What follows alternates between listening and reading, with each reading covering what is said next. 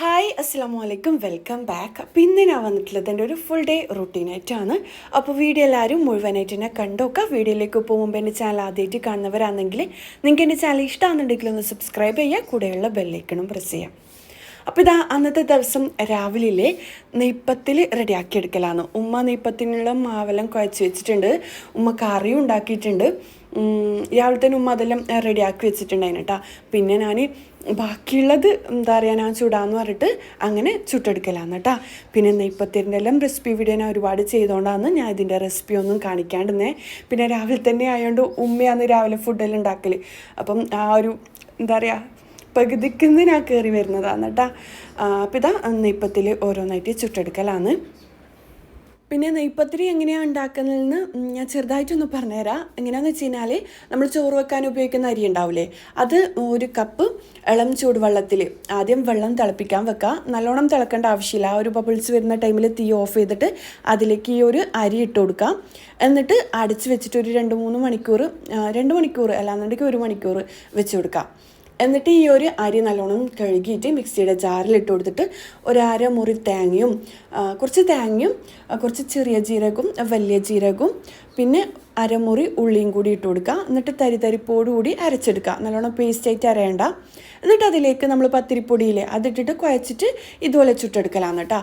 ഇല്ലാന്നുണ്ടെങ്കിൽ ഏറ്റവും ടേസ്റ്റി ആയിട്ട് ചെയ്തെടുക്കണമെന്നുണ്ടെങ്കിൽ നമ്മൾ ഈ ഒരു അരിൻ്റെ കൂടെയില്ലേ കുതിർത്ത് വെച്ച പച്ചരിയും കൂടി 1 കപ്പ് ചോറിൻ്റെ അരി എന്താ പറയുക കുതിർത്ത് വെക്കുമ്പോൾ തന്നെ പച്ചവെള്ളത്തിൽ 1 കപ്പ് പച്ചരിയും കൂടി കുതിർത്തിട്ട് രണ്ടും കൂടി മിക്സിയുടെ ജാറിലിട്ടിട്ട് തേങ്ങയും ജീരകവും ഉള്ളിയും കൂടി ഇട്ടിട്ട് അരച്ചെടുത്തിട്ട് അതിലേക്ക് അരിപ്പൊടി ഇട്ടിട്ട് ചെയ്ത് കഴിഞ്ഞാൽ അതിലും ടേസ്റ്റി ആവും കേട്ടോ.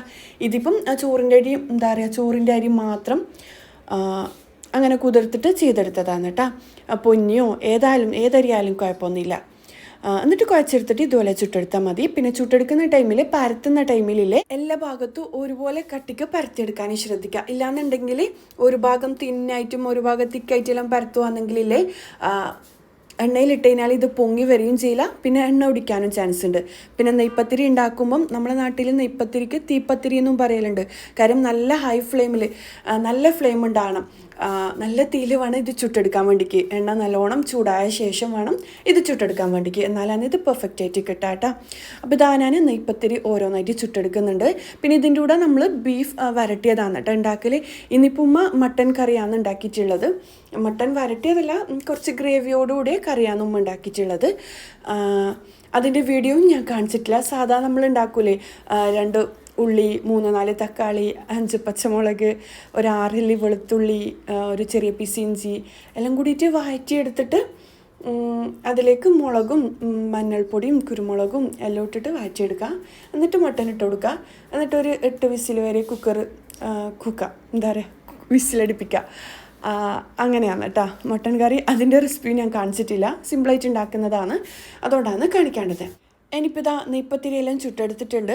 പിന്നെ ഞാൻ നേരത്തെ പറഞ്ഞ പോലെ ഇതിലും അടിപൊളിയായിട്ട് ചെയ്യണമെന്നുണ്ടെങ്കിൽ നമ്മളിത് ചോറിൻ്റെ അരി മാത്രം കുതിർത്തിട്ട് ചെയ്തതാണ്. പച്ചരിയും കൂടി ചേർത്തിട്ട് ചെയ്യുമ്പോഴാണ് അടിപൊളി ടേസ്റ്റ് ഉണ്ടാവുക കേട്ടോ. പിന്നെ ഇതിൻ്റെ കൂടെ ഞാൻ നേരത്തെ പറഞ്ഞ പോലെ നല്ല ബീഫ് വരട്ടിയതെല്ലാം ആകുമ്പോൾ അടിപൊളി ടേസ്റ്റ് ആയിരിക്കും. ഇതിപ്പം കുറച്ച് ഗ്രേവിയോടുകൂടിയ മട്ടൻ കറിയാണ് ഉണ്ടാക്കിയിട്ടുള്ളത്. ചിക്കൻ ആയാലും കുഴപ്പമൊന്നുമില്ല കേട്ടോ. പിന്നെ ഇത് ഇങ്ങനെ ലൂസായിട്ട് ചെയ്യാൻ കാര്യം എന്താണെന്നറിയോ, മുഹമ്മദിനിൽ ഈ എന്താ പറയുക കുറുമക്കറി ഈ തേങ്ങക്കറി കട്ടിയുള്ള കറികൾ ഒന്നും കൂട്ടൂല. ഇങ്ങനെ ആകുമ്പം ഇറച്ചിക്കറി എന്നാണ് നോൻ പറയൽ. ഇറച്ചിക്കറി വേണം, നല്ല എരിവുള്ള ഇറച്ചിക്കറി വേണമെന്ന്. അപ്പോൾ ലൂസായിട്ടുള്ള കറിയാണെന്ന് എനിക്കിഷ്ടം. അപ്പോൾ ഓനെ വിചാരിച്ചിട്ടാണ്, ഓൻ തിന്നൂല ഇല്ലെങ്കിൽ ഓനെ വിചാരിച്ചിട്ടാണ് ഉമ്മ ഇങ്ങനെ കറി ഉണ്ടാക്കുന്നില്ല. എന്നുണ്ടെങ്കിൽ നമ്മൾ ഈ എന്താ പറയുക ഈ നെയ്പ്പത്തിരിക്കെല്ലാം കുറച്ച് വരട്ടിയ രീതിയിലാണ് കറി ഉണ്ടാക്കാം. ഇക്കാക്കും അങ്ങനെ തന്നെയാണ്, വരട്ടിയ ടൈപ്പ് കറി അല്ലാന്നുണ്ടെങ്കിൽ കുറുമക്കറി തേങ്ങക്കറി അങ്ങനെയൊന്നും ഇക്കാക്കും ഇഷ്ടമല്ല. ഇക്കാൻ്റെ അതേ സ്വഭാവമൊന്നും എനിക്കും. നമ്മളെ വീട്ടിലാണെങ്കിലേ എല്ലാവർക്കും അങ്ങനത്തെ കറികളെല്ലാം ഇഷ്ടമാണ്. ഇനിയിപ്പം ബ്രേക്ക്ഫാസ്റ്റ് ചെയ്യിക്കലാണ്. രാവിലെ തന്നെ ചായയും കാര്യങ്ങളെല്ലാം കുടിച്ചിട്ടുണ്ടായിന്. അതെല്ലാം എപ്പോഴും വീഡിയോ കാണിക്കുമ്പോൾ നിങ്ങൾക്ക് ബോറടിക്കുമെന്ന് വിചാരിച്ചിട്ട് അതൊന്നും ഞാൻ ഷൂട്ട് ചെയ്യാത്തതാണ് കേട്ടോ. ഇനിയിപ്പോൾ ഉച്ചക്കുള്ള പരിപാടി നോക്കലാണ്. നണ്ട് വെച്ചിട്ടുള്ള ബിരിയാണി റെഡിയാക്കാൻ പോലാണ് കേട്ടോ. അപ്പം നണ്ടെല്ലാം ഞാൻ ക്ലീൻ ആക്കി എടുക്കലാണ്.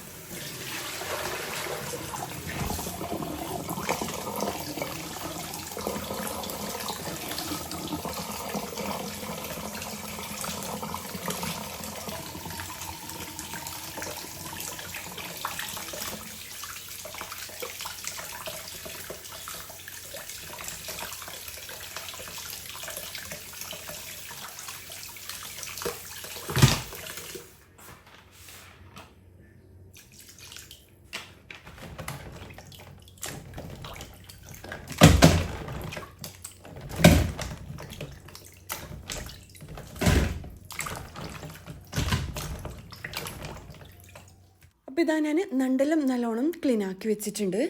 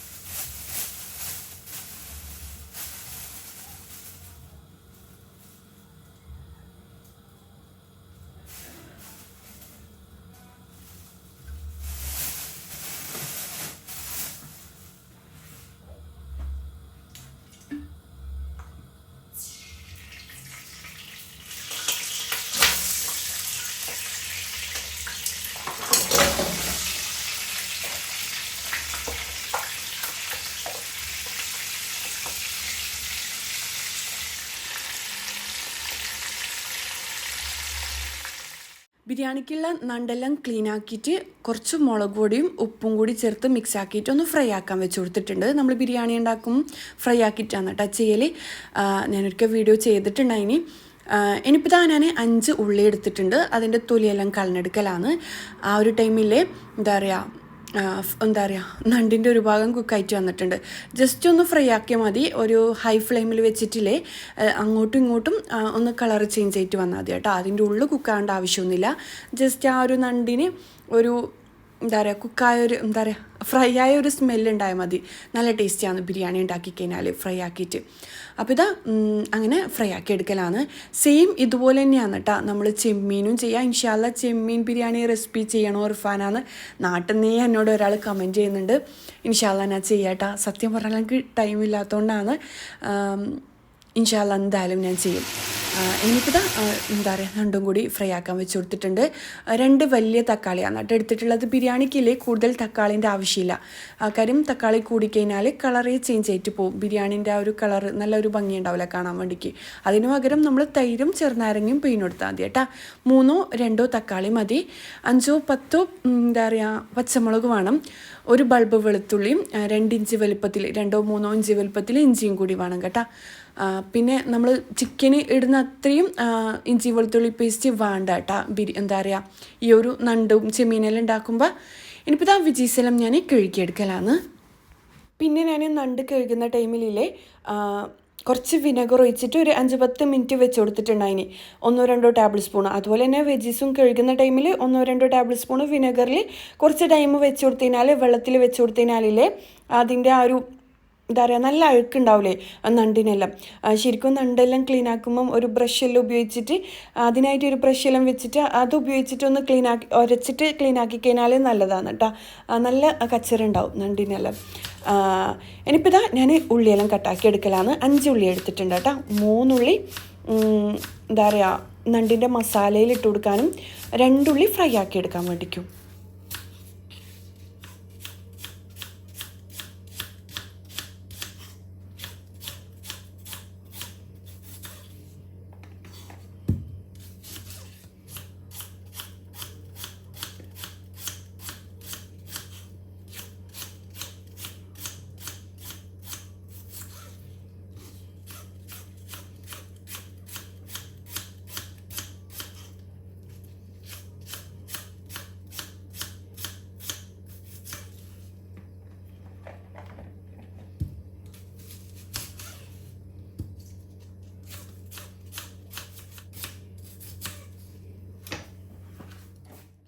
ഇനിയിപ്പോൾ ഇതാ ഞാൻ നണ്ട് ഫ്രൈ ആയിട്ട് അത് കോരി മാറ്റിയിട്ടുണ്ട്. ആ ഒരു ഓയിലിൽ തന്നെ ഞാനിതാ ഒരു ടേബിൾ സ്പൂൺ ഗീയും കൂടി ഒഴിച്ച് കൊടുക്കുന്നുണ്ട്.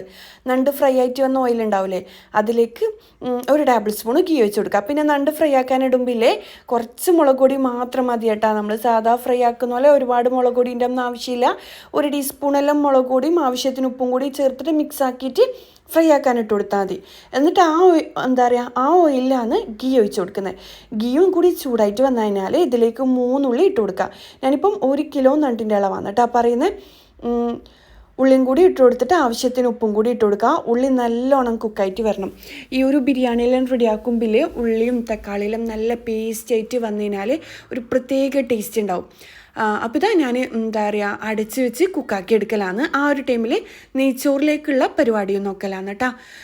ഞാനിപ്പം ബസ്മതി റൈസാണ് എടുത്തിട്ടുള്ളത്. ഈ ഒരു നണ്ടും ചിമ്മീനെല്ലാം ബിരിയാണി ഉണ്ടാക്കുന്ന ടൈമിൽ നമ്മളെ കുന്നേരിയില്ലേ അതിലെടുക്കുമ്പോഴാണ് കൂടുതൽ ടേസ്റ്റ് ഉണ്ടാവുക. ബസ്മതി റൈസ് ആയാലും കുഴപ്പമൊന്നുമില്ല. ഞാനിപ്പം 1 കിലോ എടുക്കുന്നുണ്ട്. 250 ml എന്താ പറയുക 250 ml കപ്പിൽ 4 കപ്പാണ് കേട്ടോ എടുക്കുന്നത്. പിന്നിലെ നണ്ട് എന്ന് പറയുമ്പോൾ നിങ്ങൾക്ക് മനസ്സിലാവുമെന്നറിയില്ല. കുറേ ആൾക്കാർ സംശയം ചോദിക്കലുണ്ട്, എന്താ പറയുക നാണം എന്ന് പറഞ്ഞാൽ എന്താന്ന്. പിന്നെന്താ കഴിഞ്ഞ പ്രാവശ്യം നഗസ്റ്റ് എന്നല്ലേ ഞാൻ പറഞ്ഞത്, അങ്ങനെയല്ല പറയലെന്ന് പറഞ്ഞവരുണ്ട്. നമ്മൾ ചെറുതിലേ കേട്ടിട്ട് പഠിക്കുന്ന കാര്യങ്ങളില്ലേ അത് നമ്മൾ സംസാരത്തിൽ മാറ്റൂല കേട്ടോ, അങ്ങനെ വായിൽ വരും. നമ്മൾ ചെറുതിൽ എന്താണോ പറയുന്നത് കേട്ട് വളർന്നത് നമ്മളങ്ങനെ കേൾക്കുന്നത് തെറ്റായിട്ടായിരിക്കും. അത് നമ്മൾ പറഞ്ഞ് ശീലിച്ചിട്ട് പിന്നെ അങ്ങനെ പറയും. വലുതായി കഴിഞ്ഞാൽ അത് മാറ്റാനും നിൽക്കലൊന്നുമില്ല. അതുപോലെ തന്നെയാണ് ചെമ്മീൻ. ചില ആൾക്കാർ കൊഞ്ച് എന്നല്ലേ പറയാം. നണ്ടിന് എന്താ പറയലെന്ന് എനിക്കറിയില്ല. നമ്മളെ ഭാഗത്ത് നണ്ട് തന്നെയാണ് പറയൽ. അങ്ങനെ പിന്നെന്താ അത് ഓരോരോ ആൾക്കാരെ സംസാര ശൈലിയിൽ വരുന്ന മാറ്റങ്ങളാണ് കേട്ടോ. അങ്ങനെ വായിൽ വരൂ, എത്ര മാറ്റാൻ ശ്രമിച്ചാലും കഴിയൂല അങ്ങനെ. പിന്നെ എന്താ പറയുക, സത്യം പറഞ്ഞാൽ എന്താ പറയുക ഞാൻ മാക്സിമം ഒഴിവാക്കാൻ നോക്കലുണ്ട്. കാരണം ഇല്ലേ ഞാൻ പൊതുവേ അധികം സംസാരിക്കാത്ത ആളാണ്. ഞാൻ ഈ റൂമിൻ്റെ ഉള്ളിൽ നിന്ന് സംസാരിക്കുന്ന പോലെ ഇപ്പോൾ ഒരാളെൻ്റെ മുമ്പിലുണ്ടെങ്കിൽ ഞാൻ സംസാരിക്കൂല കേട്ടോ. എനിക്ക് ഭയങ്കര മടിയാണ്. അപ്പം സംസാരം കിട്ടാത്തേരം എന്താ പറയുക വന്നു പോകുന്നതാണ്. ഞാൻ ഒരുപാട് പ്രാവശ്യം ഒഴിവാക്കാൻ ശ്രമിക്കലുണ്ട്, പക്ഷേ മാറ്റാൻ കഴിയാത്തതുകൊണ്ടാണ്. അങ്ങനെ ഓരോരോ ആൾക്കാർ ഓരോരോ ശൈലിയല്ലേ, അത് എന്തായാലും മാറ്റാനൊന്നും കഴിയൂല. ഇനിയിപ്പോൾ ഞാൻ ഉള്ളി ഫ്രൈ ആക്കാൻ ഇട്ട് കൊടുത്തിട്ടുണ്ട്. നെയ്ച്ചോറിൽ കുറച്ച് ഗീ എന്താ പറയുക നെയ്ച്ചോറ് ഉണ്ടാക്കുന്ന പാത്രത്തിൽ കുറച്ച് ഗീയും വെളിച്ചെണ്ണയും ഒഴിച്ച് കൊടുത്തിട്ടുണ്ട്. എന്നിട്ട് ഉള്ളി ഫ്രൈ ആക്കാൻ ഇട്ട് കൊടുത്തിട്ടുണ്ട്. ബാക്കി വന്ന 2 ഉള്ളിയില്ലേ അത് ഫ്രൈ ആക്കാൻ ഇട്ട് കൊടുത്തിട്ടുണ്ട്. പിന്നെ ഇവിടെ ഉള്ളി കുക്കായിട്ട് വന്നേരം മസാലയിലേക്കുള്ള ഉള്ളി കുക്കായിട്ട് വന്നേരില്ലേ ഞാൻ ഇഞ്ചി വെളുത്തുള്ളി പച്ചമുളകും കൂടി ഒന്ന് പേസ്റ്റ് ആക്കിയിട്ട് ഇതിലേക്ക് ഇട്ട് കൊടുക്കുന്നുണ്ട്. നല്ല പേസ്റ്റ് ആവണ്ട, ഒന്ന് ചതച്ചിട്ട് ഇതിലേക്ക് ഇട്ട് കൊടുക്കുക. ഇതിൻ്റെ സ്മെല്ല് മാറുന്നത് വരെ കുക്കാക്കി എടുക്കുക. എന്നിട്ട് ഇതിലേക്ക് കട്ട് ചെയ്ത 2 തക്കാളിയും കൂടി ഇട്ട് കൊടുക്കുക. വലിയ തക്കാളിയാണെങ്കിൽ 2, ചെറുതാണെങ്കിൽ 3 ഇട്ട് കൊടുക്കണം കേട്ടോ. തക്കാളിയും കൂടി നല്ലോണം കുക്കായിട്ട് പേസ്റ്റായിട്ട് വരുന്നത് വരെ ഇത് അടച്ച് വെച്ച് കുക്കാക്കണം കേട്ടോ. ആ ഒരു ടൈമിൽ നമുക്ക് ബാക്കിയുള്ള പണികളെല്ലാം ചെയ്ത് തീർക്കാം. ഇവിടെ തന്നെ നിൽക്കേണ്ട ആവശ്യമൊന്നുമില്ല. നല്ല കുക്കായിട്ട് വന്നാലാണ് അടിപൊളി ടേസ്റ്റ് ഉണ്ടാവുക. ആ ഒരു ടൈമിൽ ഞാൻ ഇതിലേക്ക് കുറച്ച് കാഷ്യൂനട്ടും കിസ്മിസും കൂടി ഇട്ട് കൊടുത്തിട്ടുണ്ട്. അതും കൂടി കോരി മാറ്റലാണ്. ഒരു ഗോൾഡൻ കളറാകുമ്പോൾ തന്നെ കോരി മാറ്റണം. കാര്യം നമ്മൾ കോരി മാറ്റിയാലും ആ ഒരു എണ്ണൻ്റെ ചൂടുകൊണ്ട് ഉള്ളി ഫ്രൈ ആയിട്ട് വരും. പെട്ടെന്ന് തന്നെ കോരി മാറ്റാൻ ശ്രദ്ധിക്കാം കേട്ടോ. എന്നിട്ട് ഞാൻ 4 കപ്പ് അരിയെല്ലാം എടുത്തേ. കപ്പ് അരിക്ക് 1.5 ഗ്ലാസ് വെള്ളം എന്ന അളവിലാണ് ഒഴിച്ചു കൊടുക്കേണ്ടത്. എന്നിട്ട് ആവശ്യത്തിന് ഉപ്പിട്ട് കൊടുക്കുക. എന്നിട്ട് ഇത് നല്ലോണം തിളച്ച് വരണം കേട്ടോ. ഇതിലേക്കില്ലേ ഏലക്ക, പട്ട, കറാമ്പൂ, ബേ ലീഫ് എല്ലാം ഇട്ട് കൊടുക്കുക. ഏലക്ക ഇട്ട് കൊടുക്കുമ്പം ഒരു 6 8 ഇട്ട് കൊടുക്കുക. നല്ല ഫ്ലേവർ കിട്ടും, നല്ലൊരു ടേസ്റ്റ് കിട്ടും. പട്ട 1 പീസ് മതി. കറാമ്പ് 3 എണ്ണം മതി കേട്ടോ. കറക്റ്റ് അളവാണ്. കൂടിപ്പോയി കഴിഞ്ഞാൽ ബിരിയാണിക്ക് ഒരു വല്ലാത്തൊരു കയ്പ്പ് ടേസ്റ്റ് ആയിരിക്കും. അതുകൊണ്ടാണ് ഞാൻ കറക്റ്റ് അളവ് പറഞ്ഞു തന്നെ. ആ ഒരു ടൈമിൽ നമ്മുടെ തക്കാളിയും കൂടി കുക്കായിട്ട് വരുന്നുണ്ട്. ആ ഒരു വെള്ളം തിളക്കുന്ന ടൈമിൽ ഇതിലേക്കുള്ള ഐറ്റംസും കൂടി ചേർത്ത് കൊടുക്കലാണ്. 1 ടീസ്പൂണ് ഗരം മസാല പൗഡർ ചേർത്ത് കൊടുക്കുക. പ്രത്യേകം ശ്രദ്ധിക്കാൻ ഞാനിതിൽ വേറൊരു സ്പൈസസും ആഡ് ചെയ്യുന്നില്ല കേട്ടോ. എന്നിട്ട് ഇതിലേക്ക് 2 ടേബിൾ സ്പൂണ് തൈര് ചേർത്ത് കൊടുക്കുക. എന്നിട്ട് ഒരു കൈപ്പിടി നിറയെ മല്ലിയില പുതിനയിലയും പിന്നെ നമ്മൾ ഫ്രൈ ആക്കി വെച്ച ഉള്ളിയില്ലേ അതിൽ നിന്ന് 1 ഉള്ളി ഇതിലേക്ക് ഇട്ട് കൊടുക്കുന്നുണ്ട്. ഫ്രൈ ആക്കിയ ഉള്ളി ഒരു പ്രത്യേക ഫ്ലേവർ കിട്ടും കേട്ടോ ഫ്രൈ ആക്കി ഉള്ളി ചേർത്ത് കൊടുത്തതിനാൽ. എന്നിട്ട് ഇതിലേക്ക് ഫ്രൈ ആക്കി വെച്ച നണ്ടും കൂടി ഇട്ട് കൊടുക്കുക. നണ്ടിന് നിങ്ങളുടെ നാട്ടിൽ എന്താ പറയലെന്നൊന്ന് കമൻറ്റ് ചെയ്യണം കേട്ടോ. എന്തായാലും എന്നിട്ട് ഇതാ എല്ലാം കൂടി മിക്സ് ആക്കി എടുക്കുക. നമ്മൾ നണ്ട് ജസ്റ്റ് ഒന്ന് ഫ്രൈ ആക്കിയിട്ടേ ഉള്ളൂ, ഉള്ളൊന്നും കുക്കായിട്ടില്ല. ഇനിയിപ്പം മീഡിയം ഫ്ലെയിമിൽ വെച്ചിട്ട് അടച്ചിട്ട് ഉള്ളു കുക്കായിട്ട് വരുന്നത് വരെ വേവിച്ചെടുക്കാം. പിന്നെ ഇതിലേക്ക് വെള്ളമൊന്നും ഒഴിച്ചു കൊടുക്കേണ്ട ആവശ്യമില്ല കേട്ടോ. നണ്ടിൽ നിന്ന് തന്നെ ചെറിയ ഒരു വെള്ളമെല്ലാം ഇറങ്ങി വരും, ഇതിൻ്റെ ഗ്രേവിയെല്ലാം ഇറങ്ങി വരും. നണ്ടെല്ലാം പെട്ടെന്ന് കുക്കായിട്ട് വരും കേട്ടോ. നമ്മത് ഫ്രൈ ആക്കിയും കൂടി ചെയ്തില്ലേ. ഇനിയിപ്പോൾ ഇത് അടച്ച് വെക്കലാണ്. ആ ഒരു ടൈമിൽ നമ്മുടെ നെയ്ച്ചോറിലേക്കുള്ള വെള്ളം നല്ലോണം തിളച്ച് വന്നിട്ടുണ്ട്. ഇനി ഇതാ ഒരു എന്താ പറയുക, അരിയിൽ ഞാൻ കഴുകിയിട്ട് ഒരു 5 മിനിറ്റ് വെള്ളത്തിൽ സോക്ക് ചെയ്ത് വെച്ചിട്ടുണ്ട് ഉണ്ടായിനി. എന്നിട്ട് അത് വെള്ളം ഊറ്റിയെടുത്തിട്ട് ഇതിലേക്ക് ഒട്ടും വെള്ളമില്ലാണ്ട് വേണം ഇട്ട് കൊടുക്കാൻ വേണ്ടിക്ക് അരി. എന്നിട്ട് ഇത് നല്ലോണം തിളച്ച് വരണം. നല്ലോണം തിളച്ചിട്ട് ആ ഒരു ബബിൾസ് വരുന്ന രീതിയിൽ വെള്ളം നല്ലോണം വറ്റിക്കഴിഞ്ഞാൽ മാത്രമാണ് ഇത് അടച്ച് വെക്കേണ്ടത്. ആ ഒരു ടൈമിൽ ഞാൻ നണ്ട് ഒന്ന് ഓപ്പൺ ആക്കി നോക്കലാണ്. അപ്പോൾ ഇതാ വെള്ളം നല്ലോണം തിളച്ച് ഈ ഒരു സ്റ്റേജിലേ നമുക്കിതിലേക്ക് കുറച്ച് ചെറുനാരങ്ങ നീര്, എല്ലാന്നുണ്ടെങ്കിൽ 1 ടീസ്പൂണ് വിനെഗർ ഒഴിച്ച് കൊടുക്കുക. നല്ല തൂവെള്ള നിറം ഉണ്ടാവും കേട്ടോ നമ്മുടെ റൈസിന്. പിന്നെ റൈസ് അധികം ആൾക്കാരും ബിരിയാണി ഉണ്ടാക്കുമ്പോൾ ഒട്ടിപ്പിടിക്കുന്ന പോലെയല്ലേ കാണാം.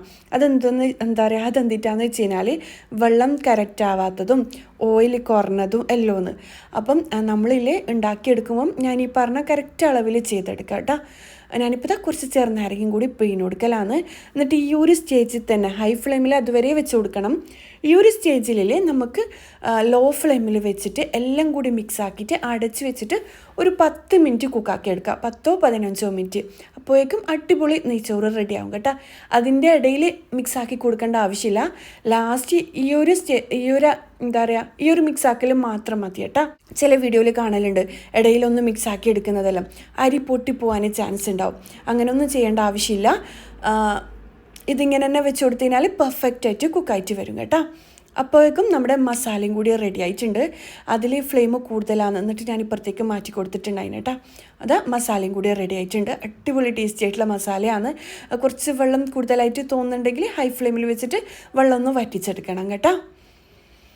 അപ്പോൾ ഇതിലേക്ക് കുറച്ച് ചെറുനാരങ്ങ ഞാൻ ഒഴിച്ചു കൊടുക്കലാണ്. കാര്യം കുറച്ച് പുളിൻ്റെ ആവശ്യം വന്നിട്ടുണ്ടായിന്. പുളി കുറച്ച് കുറവാണ്, ഒന്ന് ചെക്ക് ചെയ്ത് നോക്കുക. ഉപ്പും പുളിയെല്ലാം കറക്റ്റോ ഒന്ന് ചെക്ക് ചെയ്ത് നോക്കുക. പുളി കുറച്ച് കുറഞ്ഞായിട്ട് തോന്നിയേരം ഞാൻ കുറച്ച് ചെറുനാരങ്ങ ഒഴിച്ചു കൊടുക്കലാണ് കേട്ടോ. എന്നിട്ട് എല്ലാം കൂടി മിക്സ് ആക്കി എടുക്കുക. നമ്മുടെ മസാല റെഡി ആയിട്ടുണ്ട് കേട്ടോ. നെയ്ച്ചോറ് ഒരു 5-10 മിനിറ്റ് കൊണ്ട് 10 മിനിറ്റ് കൊണ്ട് തന്നെ കുക്കായിട്ട് വരും. ആ ഒരു ടൈമിൽ ബാക്കിയുള്ള പാത്രങ്ങൾ കഴുകിയെടുക്കലാണ്.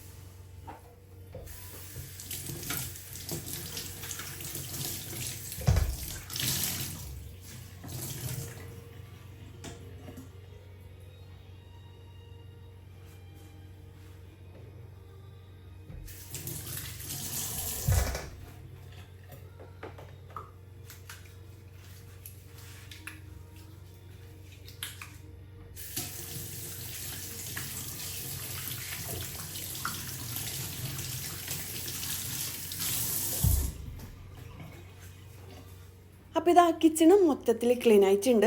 നെയ്ച്ചോറും എന്താ പറയുക മസാലയും എല്ലാം റെഡിയാക്കാൻ വെച്ചിട്ടുണ്ട്. ഇനിയിപ്പോൾ എനിക്ക് അടുപ്പ് തുടക്കാനേ ഉള്ളൂ. നാലെല്ലാം തുടച്ചെടുത്തിട്ടുണ്ട്. അതൊന്നും വീഡിയോയിൽ ഉൾപ്പെടുത്താത്തതാണ് കേട്ടോ. വീഡിയോ കൂടുതൽ ലെങ്തി ആവും. ബിരിയാണി റെസിപ്പിയെല്ലാം ചെയ്യുന്ന ടൈമിൽ എന്തായാലും ഭയങ്കര വലിയ വീഡിയോ ആണ് ഉണ്ടാവുക. അപ്പോൾ ഇതാ നമ്മുടെ നെയ്ച്ചോറ് റെഡി ആയിട്ടുണ്ട്. ഞാൻ പറഞ്ഞിട്ടില്ലേ ഇടയിലൊന്നും മിക്സ് ആക്കി എടുക്കേണ്ട ആവശ്യമില്ല. പെർഫെക്റ്റ് ആയിട്ട് തന്നെ നമ്മുടെ നെയ്ച്ചോറ് കുക്കായിട്ട് വരും കേട്ടോ. നല്ല എന്താ പറയുക നമ്മളിങ്ങനെ നല്ല തൂവെള്ള നിറത്തിൽ അടിപൊളിയായിട്ട് കുക്കായിട്ട് വന്നിട്ടുണ്ട്. നിങ്ങൾക്ക് കാണുമ്പോൾ തന്നെ മനസ്സിലാവും. ഇനിയിപ്പോൾ ഇത് ദം ചെയ്തെടുക്കണം. ഞാനിതാ കുറച്ച് എന്താ പറയുക പകുതി ചോറ് ഇതിലേക്ക് മാറ്റി കൊടുക്കലാണ് കേട്ടോ. പിന്നിലെ കഴിഞ്ഞ വീഡിയോസിന് ഞാൻ എപ്പോഴും പറയുന്നത് തന്നെയാണ്, കമൻസിന് ഞാൻ പൊതുവേ റീപ്ലൈ കൊടുക്കാത്തതുകൊണ്ടാണ് ഞാൻ ഈ വീഡിയോയിൽ പറയുന്നത് കേട്ടോ. നിങ്ങൾ തന്ന സപ്പോർട്ടിന് താങ്ക് യു സോ മച്ച്. ഒരുപാട് പേര് ഒരുപാട് സംശയങ്ങൾ വീണ്ടും ചോദിച്ചിട്ടുണ്ടായിനി. ഫിദാക്ക് എല്ലാവരും ബർത്ത്ഡേ വിഷസ് അറിയിച്ചിട്ടുണ്ടായിനി. Thank you so much. പിന്നെന്താ കഴിഞ്ഞ വീഡിയോയിൽ സത്യം പറഞ്ഞാലില്ലേ വീഡിയോയിൽ വോയിസ് കൊടുക്കുമ്പോൾ വിചാരിക്കും, കമൻറ്റ് കാണുമ്പോൾ വിചാരിക്കും അതിനെല്ലാം റീപ്ലൈ കൊടുക്കണം. വോയിസ് കൊടുക്കുന്ന ടൈമിൽ മറന്നുപോയി ചെയ്യും. ഞാൻ ഏതായാലും ദം ചെയ്യുന്ന കാര്യം പറഞ്ഞുതരാം കേട്ടോ. ഞാൻ പകുതി ചോറ് മാറ്റിയിട്ടുണ്ട്.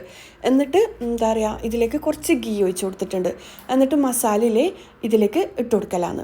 അപ്പോൾ ഇത് മസാല ഞാൻ മൊത്തത്തിൽ ഇതിലേക്ക് ഇട്ട് കൊടുക്കുന്നുണ്ട്. പിന്നെ മസാല കൂടിയോ എന്നെല്ലാം ഒന്ന് ചെക്ക് ചെയ്തിട്ട് ഇട്ട് കൊടുക്കണം കേട്ടോ. എന്നിട്ട് ഇതിലേക്ക് ഫ്രൈ ആക്കിയ ഉള്ളി ഇട്ട് കൊടുക്കലാണ്. എന്നിട്ട് നമ്മൾ നേരത്തെ മാറ്റി വെച്ച റൈസില്ലേ അതും കൂടി ഇട്ട് കൊടുക്കാം. എന്നിട്ട് എല്ലാം കൂടി ഒന്ന് ലെവൽ ചെയ്തെടുക്കുക. ഇനിയിപ്പോൾ ഇതിന് മുകളിലായിട്ട് കുറച്ച് ഗരം മസാല പൗഡറും കൂടി ഇട്ട് കൊടുക്കണം. ഇതിലേക്ക് ഒരു മുറി തക്കാളിയെല്ലാം വെച്ച് കൊടുത്തതിനാലും കുഴപ്പമൊന്നുമില്ല, അടിപൊളിയായിരിക്കും. ഞാൻ നേരത്തെ ലേറ്റ് ഇടാണ്ടാണ് കേട്ടോ കുക്ക് ചെയ്യുന്നത്. ഇപ്പോൾ ലേറ്റ് ഇട്ട് കൊടുത്തതാണ്. ലേറ്റ് ഇട്ട് കഴിഞ്ഞാൽ കുറച്ചുകൂടി എന്താ പറയുക ആ ഒരു പെർഫെക്റ്റ് ആയിട്ടുള്ള അതിൻ്റെ ഒരു ഭംഗി നിങ്ങൾക്ക് കാണും. ഞാൻ നേരത്തെ ലേറ്റ് ഇട്ടിട്ടുണ്ടായിട്ടില്ല. ഇനിയിപ്പോൾ കുറച്ച് ഗരം മസാല പൗഡറും പിന്നെന്താ ഇതിലേക്ക് നമ്മൾ മല്ലിയില പുതിനയില കട്ട് ചെയ്തതും ഉള്ളി ഫ്രൈ ആക്കിയതും വെച്ച് കൊടുക്കലാണ്. ഇതിലെല്ലാവർക്കും അറിയുന്ന തന്നെയല്ലേ. അപ്പോൾ ഇതാ എല്ലാം കൂടി വെച്ച് കൊടുക്കുക. എന്നിട്ട് ഒരു 10-15 മിനിറ്റ് ലോ ഫ്ലെയിമിൽ ദം ചെയ്തെടുക്കുക. ഒരു 20 മിനിറ്റ് ദം ചെയ്തെടുത്താലും കുഴപ്പമൊന്നുമില്ല. അപ്പോൾ ഇതാ ഞാൻ മൊത്തത്തിൽ ഇതുപോലെ ഇട്ട് കൊടുക്കലാണ്. എന്നിട്ട് അടച്ച് വെച്ചിട്ട് ലോ ഫ്ലെയിമിൽ കുക്കാക്കി എടുക്കലാണ്. നമ്മുടെ അടിപൊളി ബിരിയാണി റെഡിയാവും കേട്ടോ. ഇങ്ങനെ ആരും നണ്ടു ബിരിയാണി റെഡിയാക്കാത്തവരാണെങ്കിൽ എന്തായാലും ഉണ്ടാക്കി നോക്കുക. അതിൻ്റെ ഇടയിൽ ഉമ്മ എന്താ പറയുക തൈരും കൂടി റെഡിയാക്കി തന്നിട്ടുണ്ടായിരുന്നു കേട്ടോ. സാധാരണ ബിരിയാണിയിൽ ഉണ്ടാക്കുമ്പോൾ ഉമ്മ തന്നെയാണ് ബിരിയാണിയിൽ ഉണ്ടാക്കൽ. പക്ഷേ ഞാനിപ്പം വീഡിയോ എടുക്കണോ എന്നുണ്ടായതുകൊണ്ട് പിന്നെ ഞാൻ ഉമ്മാനോട് പറഞ്ഞു ഞാൻ എന്നെ ബിരിയാണി ഉണ്ടാക്കാമെന്ന്. അപ്പോൾ ഇതാ ബിരിയാണി റെഡി ആയിട്ടുണ്ട്. ഇനിയിപ്പം ഞാനിത് വിളമ്പിറ്റും കൂടി നിങ്ങൾക്ക് കാണിച്ചു തരാം കേട്ടോ. ഇത് തുറക്കുമ്പം തന്നെ നണ്ടിൻ്റെ ഒന്നും കാര്യം പറയേണ്ട ആവശ്യമില്ലല്ലോ. തുറക്കുമ്പം തന്നെ ഭയങ്കര സ്മെല്ലാണ് കേട്ടോ. ഇനിയിപ്പോൾ ഇത് സെർവ് ചെയ്യലാണ്. പിന്നെ ബസ്മതി റൈസ് തന്നെ വേണമെന്നില്ല. നമ്മുടെ സാധാ റൈസില്ലേ അതിലാണ് കൂടുതൽ ടേസ്റ്റ് ഉണ്ടാവുക. ഞാനിപ്പോൾ ഇവിടെ ഇതുണ്ടായതുകൊണ്ട് വാങ്ങേണ്ട പുറത്തുനിന്ന് മറ്റേ റൈസ് എന്താ പറയുക വാങ്ങാൻ വേണ്ടിക്ക് പോകണം. അതുകൊണ്ട് ഇനി ഇതിൽ തന്നെ ഉണ്ടാക്കിയതാണ് കേട്ടോ. സാധാരണ ബിരിയാണിയിൽ ഉണ്ടാക്കുമ്പം മറ്റേ ഒരു എന്താ പറയുക കുന്നരിയിലെല്ലാം ഉണ്ടാക്കുക. അതിലാണ് കൂടുതൽ ടേസ്റ്റി ആയിട്ട് എനിക്ക് തോന്നൽ. അപ്പോൾ ഇതാ ബിരിയാണി അടിപൊളി ടേസ്റ്റാണ്. എന്തായാലും നിങ്ങൾ ട്രൈ ആക്കി നോക്കാം. ഇനിയിപ്പോൾ ഇതാ നമ്മൾ പുറത്തേക്ക് പോക്കാണ്. പിന്നെ റൂം ടൂറും എന്താ പറയുക ഫ്രിഡ്ജ് ഓർഗനൈസിങ്ങും എല്ലാം കാണിക്കാൻ പറഞ്ഞിട്ടുണ്ടായിന്. ഇൻഷാ അല്ലാഹ് എനിക്ക് സമയം കിട്ടുവാണെങ്കിൽ ഞാൻ എന്തായാലും വീഡിയോ ചെയ്യട്ടെ. പിന്നില്ലേ അന്നത്തെ ദിവസം നമ്മൾ പുറത്ത് പോയിട്ടുണ്ടായിന്. പിന്നെ ബ്രദറിനെ കാണിക്കാൻ പറഞ്ഞിട്ടുണ്ടായിന്. ആ മുമ്പിൽ പോകുന്നത് തന്നെയാണ് കേട്ടോ എൻ്റെ ബ്രദർ. എല്ലാവർക്കും വീഡിയോയിൽ വരാൻ ഇഷ്ടമുണ്ടാവില്ലല്ലോ, അതുകൊണ്ടാണ് ആരെയും ഡീറ്റെയിൽഡ് ആയിട്ട് ഞാൻ വീഡിയോ കാണിക്കാത്തത്. പിന്നെ മൈസാൻ്റെ 10th റിസൾട്ട് വന്നോന്ന് ചോദിച്ചവരുണ്ട്. ഓള് ഇപ്രാവശ്യം 10th കേട്ടോ.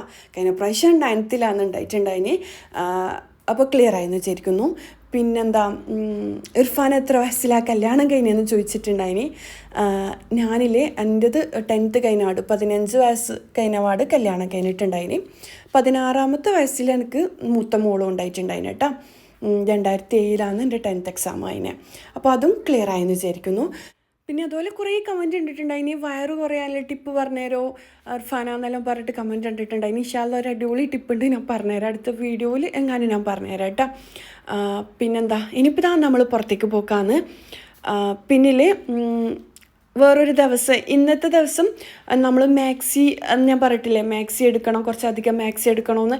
അങ്ങനെ നല്ല ക്വാളിറ്റിയിൽ എന്താ പറയുക നല്ല അടിപൊളി മാക്സി എല്ലാം നോക്കാമെന്ന് വിചാരിച്ചിട്ട് അങ്ങനെ പുറത്തേക്ക് പോകലാന്ന്. പിന്നെ മദേഴ്സ് ഡേൻ്റെ അന്ന് പ്രോഗ്രാമിന് ക്ഷണിച്ചിട്ട് അങ്ങനെയും പോയിട്ടുണ്ടായിനി. ആ ഒരു വീഡിയോ ചെറുതായിട്ട് ഞാൻ ഇതിൽ ആഡ് ചെയ്തിട്ടുണ്ട് കേട്ടോ.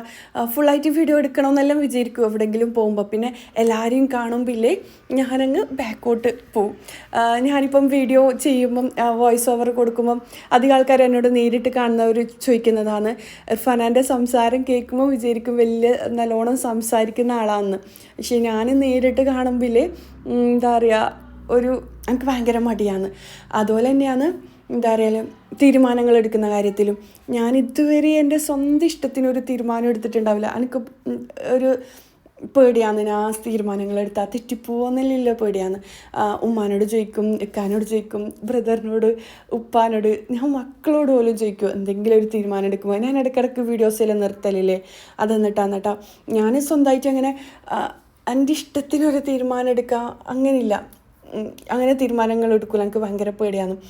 പക്ഷേ അത് എനിക്ക് നല്ലതായിട്ടേ തോന്നില്ലല്ലോ. കാരണം എന്ന് വെച്ച് കഴിഞ്ഞാൽ ചിലപ്പോൾ നമ്മുടെ തീരുമാനം ശരിയാണോന്നില്ല. നമ്മൾ മുതിർന്നവരുടെ വാക്കും കൂടി കേൾക്കുമ്പം അത് നല്ലതായിരിക്കുമെന്ന് അങ്ങനെയാണ് കേട്ടോ ഞാൻ തീരുമാനങ്ങൾ എടുക്കൽ. അന്നത്തെ ദിവസം കഴിഞ്ഞിട്ടുണ്ടായി. ഇതിപ്പം ഞാൻ മദേഴ്സ് ഡേൻ്റെ അന്ന് പ്രോഗ്രാമിന് ക്ഷണിച്ചേരം അങ്ങനെ പോയാലുള്ള വീഡിയോൻ്റെ ചെറിയൊരു ഭാഗമൊന്ന്. പിന്നെ എല്ലാവരും ഉണ്ടാകുമ്പോൾ വീഡിയോ എടുക്കാൻ ഭയങ്കര മടിയാണ്. അതുകൊണ്ട് ഞാൻ മൈജാനോട് പറഞ്ഞിട്ട് ചെറിയൊരു ഭാഗം മാത്രം അവൾ അങ്ങനെ ഷൂട്ട് ചെയ്തതാണ് കേട്ടോ. പിന്നെ കഴിഞ്ഞ പ്രാവശ്യമില്ലേ ഈ ഒരു പ്രോഗ്രാമിന് വിളിച്ചേരം പോകണ്ടെന്ന് വിചാരിച്ചതാണ്. പക്ഷേ ഇല്ലേ കഴിഞ്ഞ പ്രാവശ്യം എന്താ പറയുക ഞാൻ കഴിഞ്ഞ പ്രാവശ്യം ഗൾഫിൽ വന്നിട്ടില്ലേ, അന്നേരം എൻ്റെ ഒരു സബ്സ്ക്രൈബർ എന്നെ വിളിച്ചിട്ടുണ്ടായിന് റൂമിലേക്ക്. അന്നേരം എനിക്ക് പോകാൻ പറ്റിയിട്ടില്ല. പിന്നെ ആളെൻ്റെ ഉമ്മാനെ കാണാൻ വേണ്ടിക്ക് റൂമിലേക്ക് വരാമെന്നെല്ലാം പറഞ്ഞിട്ട് അതിനും സാധിച്ചിട്ടില്ല. പക്ഷേ ഇപ്രാവശ്യം വിളിച്ചേരം പോകാണ്ടെന്നതിനാൽ എനിക്ക് സങ്കടമാവും. അതുകൊണ്ട് പിന്നെ പോയതാണ് കേട്ടോ. ആളുടെ എന്താ പറയുക എല്ലാവരെയും തന്നെ സ്നേഹവും സപ്പോർട്ടിനും താങ്ക് യു സോ മച്ച്. സ്വന്തം വീട്ടുകാരെ പോലെ നമ്മളെ കാണാം, കൂട്ടിപ്പിടിക്കുക.